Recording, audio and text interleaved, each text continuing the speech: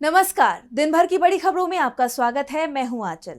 आज इस बुलेटिन में बात होगी चुनाव आयोग की 40% वोट काटने की तैयारी की, देश भर में एसआईआर लागू करने की तैयारी की। देखेंगे कैसे उपराष्ट्रपति चुनाव से पहले दबाव में आई बीजेपी, क्यों कैंसिल हुई नड्डा की डिनर पार्टी, जानेंगे उमर खालिद के मामले पर उठे सवालों को। और बुलेटिन के आखिर में देखेंगे जाने माने कार्टूनिस्ट इरफान की किस खबर पर पड़ी तिरछी नजर। लेकिन दिन भर की तमाम बड़ी खबरों से पहले एक नजर आज की सुर्खियों पर। आरजेडी नेता तेजस्वी यादव ने नीतीश सरकार पर साधा निशाना, कहा जिन्होंने 20 साल तक किया शासन उनसे पूछा जाए शिक्षा, रोजगार और स्वास्थ्य पर सवाल। दिल्ली के लाल किले से गायब हुआ सोना, हीरा पन्ना जड़ा कलश, समारोह में लोकसभा अध्यक्ष ओम बिरला भी थे मौजूद। सीसीटीवी फुटेज की मदद से चोर की तलाश जारी। बिहार चुनाव को लेकर हलचल तेज, जीतन राम मांझी का चिराग पासवान को लेकर बयान, कहा हम 2020 से जानते हैं उनका चाल चरित्र, चुनाव करीब है इसलिए ज्यादा कुछ नहीं कहेंगे। पीएम मोदी के मणिपुर दौरे से पहले गौरव गोगोई का बड़ा बयान, कहा आने में देरी के चलते माफी मांगे पीएम मोदी, बोले न्याय में देरी न्याय न मिलने के बराबर। ये तो थी सुर्खियां। अब बात आज की सबसे बड़ी खबर की। वोटर लिस्ट से नाम काटे जाने का मुद्दा अब पश्चिम बंगाल पहुंच चुका है, जिसे लेकर राज्य का सियासी पारा हाई है। एक रिपोर्ट में दावा किया गया है कि सिर्फ 3 महीनों में बंगाल की वोटर लिस्ट से जुड़े आवेदनों में से 40% आवेदन रद्द कर दिए गए हैं, जिसे टीएमसी ने बीजेपी और चुनाव आयोग की साजिश करार दिया है। देखिए रिपोर्ट। 2026 में पश्चिम बंगाल का विधानसभा चुनाव होना है। उससे पहले राज्य का सियासी माहौल गर्मा गया है। दरअसल पिछले कुछ महीनों में पश्चिम बंगाल की वोटर लिस्ट से हजारों नामों को फर्जी दस्तावेजों के आधार पर खारिज किए जाने से बड़ा विवाद खड़ा हो गया है। टेलीग्राफ की रिपोर्ट में चुनाव आयोग के मुताबिक जून से अगस्त के बीच जमा हुए 10.04 लाख आवेदनों में से 40% से ज्यादा यानी 4.02 लाख से ज्यादा आवेदन रद्द कर दिए गए।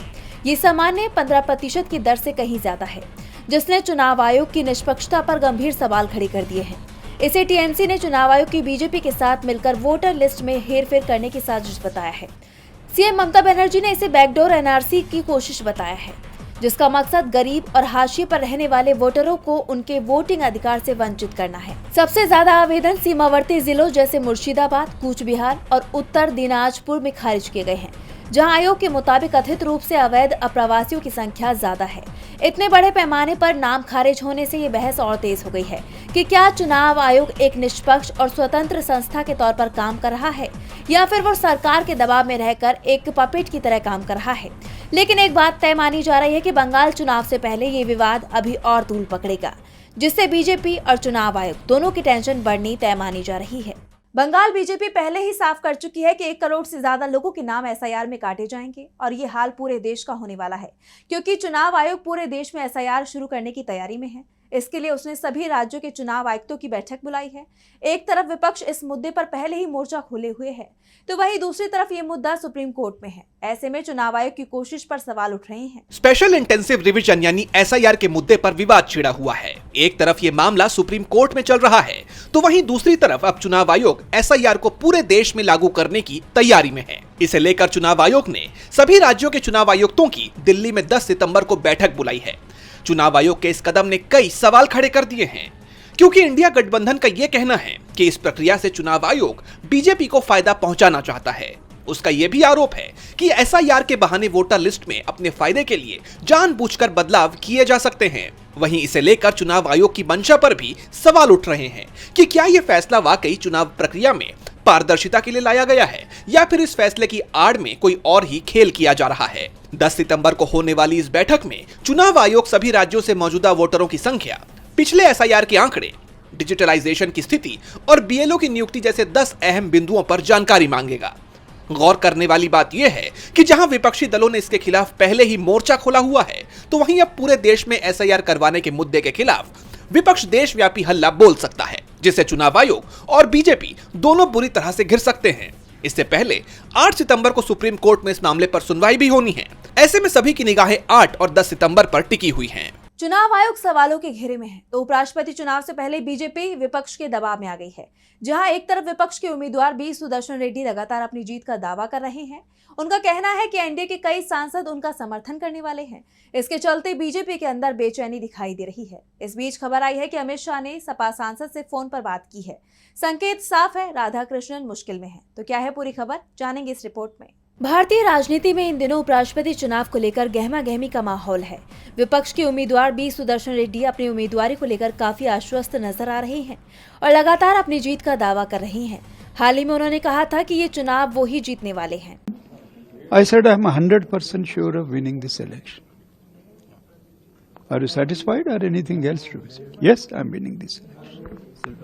इसके साथ ही रेड्डी ने एनडीए के सहयोगी दलों से भी समर्थन की अपील की है, जिसके बाद अटकलें लगाई जा रही हैं कि बीजेपी की अहम सहयोगी टीडीपी रेड्डी के पक्ष में वोट कर सकती है। इसके अलावा क्रॉस वोटिंग की भी संभावना जताई जा रही है, जिससे एनडीए और खासकर बीजेपी पर दबाव बढ़ गया है। इस दबाव का एक हालिया उदाहरण तब देखने को मिला जब केंद्रीय गृह मंत्री अमित शाह ने समाजवादी पार्टी के सांसद राजीव रॉय को जन्मदिन की बधाई देने के लिए फोन किया।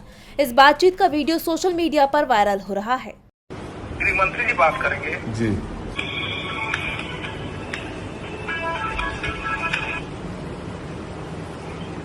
राजीव जी जन्मदिन की शुभकामनाएं। जी प्रणाम सर, प्रणाम सर, आशीर्वाद। साल के हो गए सर ऑफिशियली 56 साल का हो गया, वैसे 53 साल का हुआ सर। चलिए बहुत बहुत शुभकामनाएं भैया। धन्यवाद सर, धन्यवाद सर, दिल्ली आता हूँ धन्यवाद। सवाल उठ रहे हैं कि क्या बीजेपी शाह के सहारे सपा में सेंधमारी की कोशिश कर रही है, क्योंकि अमित शाह के बाद केंद्रीय मंत्री नितिन गडकरी ने भी सपा सांसद को जन्मदिन की बधाई दी है। इस बीच कांग्रेस भी इस चुनाव को लेकर अपनी रणनीति को मजबूत करने में जुटी है। उपराष्ट्रपति चुनाव को लेकर कांग्रेस ने रात 8 बजे एक वर्चुअल बैठक बुलाई है। इस बैठक का मकसद उपराष्ट्रपति चुनाव की रणनीति पर विचार विमर्श करना है। कुल मिलाकर उपराष्ट्रपति चुनाव को लेकर हर तरफ हलचल तेज है, जिसमें एनडीए की तरफ से तो शोर कम है, लेकिन इंडिया गठबंधन एक्टिव मोड में नजर आ रहा है। उपराष्ट्रपति चुनाव को लेकर हर तरफ हलचल तेज है। चुनाव से पहले एनडीए के सभी सांसदों के लिए 3 दिवसीय बैठक का आयोजन किया गया था, जिसकी शुरुआत बीजेपी अध्यक्ष जेपी नड्डा के घर डिनर पार्टी से होनी थी, लेकिन डिनर को ऐन वक्त पर कैंसिल कर दिया गया। डिनर के अचानक रद्द होने से कई सवाल खड़े हो रहे हैं। तो क्या है पूरा मामला, जानने के लिए देखिए ये रिपोर्ट। बीजेपी अध्यक्ष जेपी नड्डा की तरफ से बीजेपी सांसदों को दी जाने वाली डिनर पार्टी को अचानक कैंसिल कर दिया गया है, जिसे लेकर अब कई सवाल खड़े हो रहे हैं। दरअसल उपराष्ट्रपति चुनाव से पहले बीजेपी की तरफ से अपने सांसदों को एकजुट करने की कोशिश हो रही है। इसके लिए बीजेपी ने दिल्ली में संसदीय दल की बैठक बुलाई। ये बैठक 3 दिन तक चलेगी। इस बैठक के पहले दिन यानी 6 सितंबर को नड्डा के घर पर सभी बीजेपी सांसदों को न्योता दिया गया था। उनके लिए डिनर का आयोजन था, लेकिन इसे ऐन वक्त पर कैंसिल कर दिया गया। डिनर क्यों रद्द किया गया, इसे लेकर अब अलग अलग दावे हो रहे हैं। बीजेपी की तरफ से सफाई आई है, जिसमें कहा गया है कि उत्तर भारत के कई इलाके बाढ़ की चपेट में हैं, जिसके चलते बीजेपी अध्यक्ष ने डिनर को रद्द कर दिया है। लेकिन राजनीतिक गलियारों में कुछ और ही चर्चा चल रही है। कहा जा रहा है कि इस डिनर को इसलिए रद्द किया गया क्योंकि बीजेपी के कई सांसद इसमें शामिल ही नहीं होने वाले थे, और अगर ऐसे में इस डिनर से कई सांसद गायब रहते तो बीजेपी की किरकिरी होनी तय थी। इसके साथ विपक्षी गठबंधन के उम्मीदवार बी सुदर्शन रेड्डी के इस दावे पर भी मुहर लग जाती, जिसमें वो अपनी जीत का दावा कर रहे हैं। वो दावा कर रहे हैं कि बीजेपी के सहयोगी दल उनके साथ आ सकते हैं। ऐसे में अगर बड़ी संख्या में सांसद इस डिनर से गैर हाजिर रहते तो यह सरकार के लिए एक बड़ा झटका तो होता ही, साथ ही इससे बाहर उसकी किरकिरी होनी भी तय थी। यानी 3 दिन की इस बैठक के पहले ही दिन पर पानी फिर गया है, जो बीजेपी के लिए एक अच्छा संकेत नहीं माना जा रहा है। डिनर अचानक रद्द होने से चर्चा तेज है, कई सवाल खड़े हो रहे हैं। तो वहीं दिल्ली सांप्रदायिक हिंसा के आरोपी उमर खालिद की जमानत पर फिर से कानूनी बहस छिड़ गई है। खालिद की जमानत याचिका हाईकोर्ट से खारिज होने के बाद कई सवाल उठ रहे हैं। वरिष्ठ वकील कपिल सिब्बल सुप्रीम कोर्ट का दरवाजा खटखटाने जा रही हैं। सिब्बल ने खालिद के मामले में कोर्ट पर ही सवाल खड़े कर दिए हैं। तो क्या कुछ कहा सिब्बल ने, देखिए इस रिपोर्ट में। दिल्ली सांप्रदायिक हिंसा की साजिश के मामले में आरोपी उमर खालिद को दिल्ली हाईकोर्ट ने जमानत देने से इनकार कर दिया है, जिस पर वरिष्ठ वकील और राज्यसभा सांसद कपिल सिब्बल ने सवाल उठाए हैं। सिब्बल ने कहा कि अगर अदालत सालों तक फैसला नहीं देती तो क्या हम ही दोषी हैं? अदालतों का यही हाल है। अगर आप जमानत नहीं देना चाहते तो केस खारिज कर दीजिए। आपको सालों तक 20-30 सुनवाई क्यों करनी पड़ती है? हमारी राय में यह अनुच्छेद 21 का उल्लंघन है।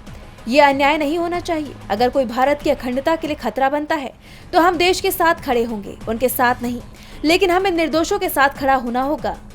साथ ही सिब्बल ने ये भी सवाल उठाए हैं कि जिनके भाषण से सांप्रदायिक हिंसा हुई थी उनके खिलाफ कोई कार्रवाई हुई।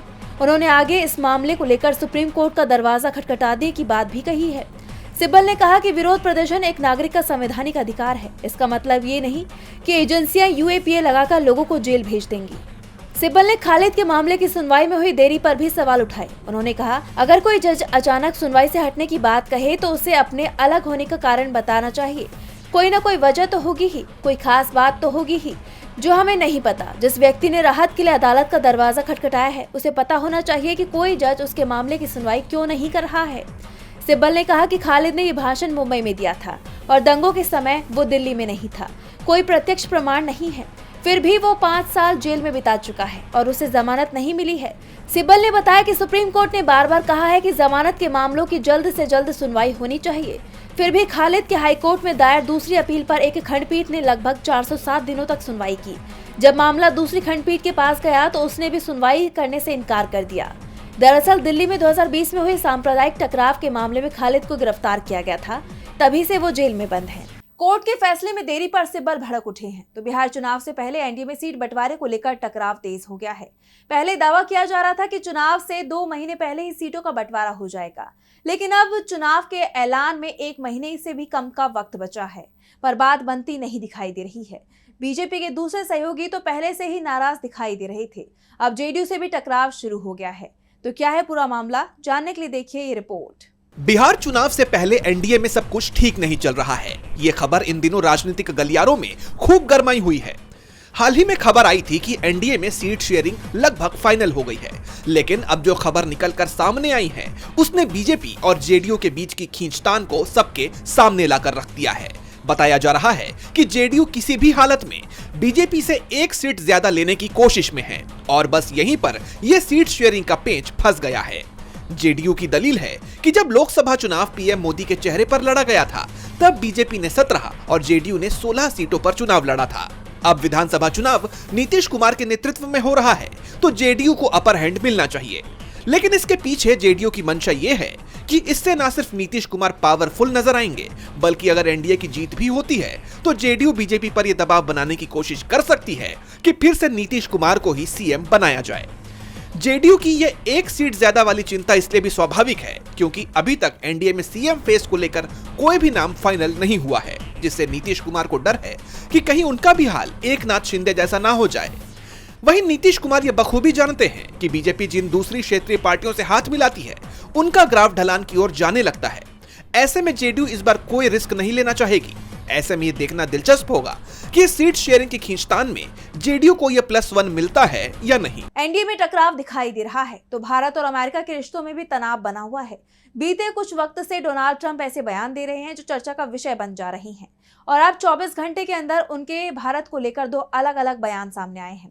पहले उन्होंने भारत को खोने की बात कही, जिसके कुछ देर बाद ही ट्रंप ने अपने बयान से पलटी मार ली और भारत और अमेरिका के संबंधों को मजबूत बताया, जिस पर मोदी सरकार की प्रतिक्रिया आई है। तो क्या है पूरी खबर, देखिए इस रिपोर्ट में। अमेरिका और भारत के बीच इस वक्त तनाव बना हुआ है और इसकी सबसे बड़ी वजह ट्रंप के फैसले को माना जा रहा है। एक तरफ तो ट्रंप मोदी को अपना सबसे अच्छा दोस्त मानते हैं तो दूसरी तरफ अमेरिका ने भारत पर 50% का टैरिफ लगाया है, लेकिन अमेरिका के टैरिफ के बाद से भारत और चीन की नजदीकियां बढ़ती जा रही हैं। हाल ही में पीएम मोदी 7 साल बाद चीन की यात्रा पर पहुंचे। इसे लेकर ट्रंप ने लिखा कि हमने हिंदुस्तान और रूस को चीन के हाथों खो दिया। ट्रंप के इस बयान का हिंदुस्तान ने कोई जवाब नहीं दिया, जिसके बाद ट्रंप ने एक और बयान दिया जिसमें उन्होंने कहा कि मैं हमेशा मोदी का दोस्त रहूंगा। वो शानदार प्रधानमंत्री हैं, लेकिन मुझे इस समय उनके द्वारा किए जा रहे काम पसंद नहीं आ रहे हैं। लेकिन भारत और अमेरिका के बीच विशेष संबंध है, चिंता की कोई बात नहीं है, बस कभी कभी कुछ ऐसे पल आ जाते हैं। पीएम मोदी ने भी ट्रंप के इस बयान का जवाब दिया, जिसमें उन्होंने कहा कि राष्ट्रपति ट्रंप की भावनाओं और हमारे संबंधों के पॉजिटिव मूल्यांकन की हम तहे दिल से तारीफ करते हैं और उनका पूर्ण समर्थन करते हैं। भारत और अमेरिका के बीच एक अत्यंत सकारात्मक और दूरदर्शी व्यापक और वैश्विक राजनीतिक साझेदारी है। इस बीच पीएम मोदी ने अमेरिका न जाने का फैसला किया है। दरअसल यूएनजीए की बैठक 20 सितंबर से शुरू हो रही है, लेकिन बैठक में इस बार पीएम मोदी नहीं बल्कि विदेश मंत्री जयशंकर हिस्सा लेंगे, जिससे साफ होता है कि अमेरिका और भारत के बीच फासले बढ़ गए हैं। और बुलेटिन के आखिर में देखेंगे जाने माने कार्टूनिस्ट इरफान की किस खबर पर पड़ी तिरछी नजर।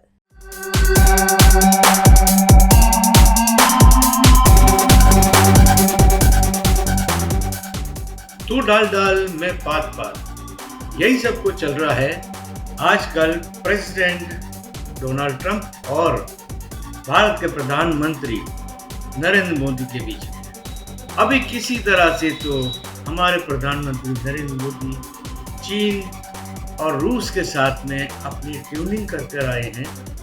और आते ही ट्रंप ने एक प्रेस कॉन्फ्रेंस करके कह दिया कि प्रधानमंत्री नरेंद्र मोदी तो मेरे बहुत अच्छे दोस्त हैं और मेरी और उनकी दोस्ती तो हमेशा ही बनी रहेगी। अब ये भाई इसके जवाब में प्रधानमंत्री ने भी बड़ी खुशी जाहिर कर दी। लेकिन ये कोई नीतीश कुमार वाला मामला थोड़ी है कि अभी तो दोस्ती थी फिर टूट गई फिर बाद में दोस्ती हो गई। विदेश नीति के हिसाब से हमको वही करना होगा जो कि उसके सेहत के लिए ठीक हो। देखना यह है कि लोकल विश्व गुरु और इंटरनेशनल विश्व गुरु दोनों के बीच में क्या दोस्ती होगी या तकरार ही रहेगी।